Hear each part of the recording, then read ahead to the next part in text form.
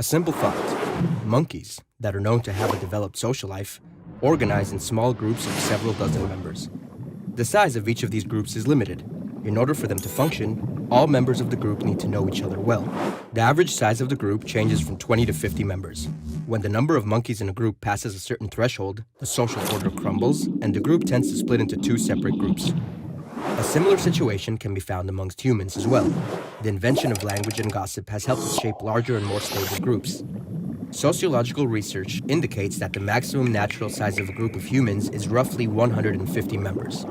Most humans are just incapable of intimately knowing more than 150 people, so even today, the threshold of human organization is around the number of 150 members.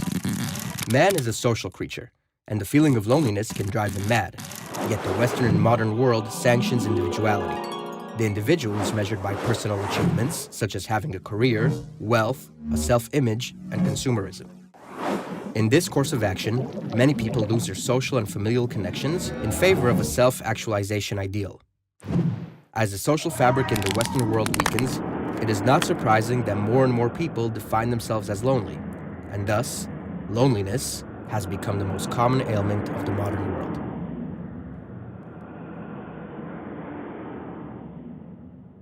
One of the possible reasons for this ailment is the online social network.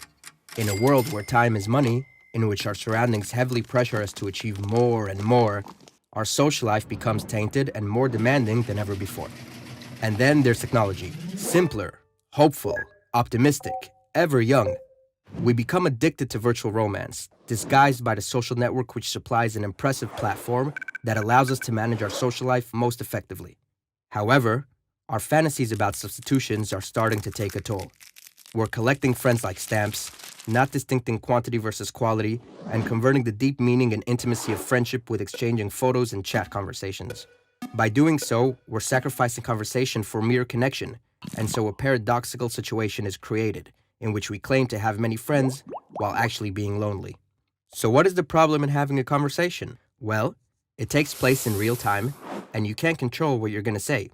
And that is the bottom line. Texting, email, posting, all of these things let us present the self as we want it to be. We get to edit, and that means we get to delete.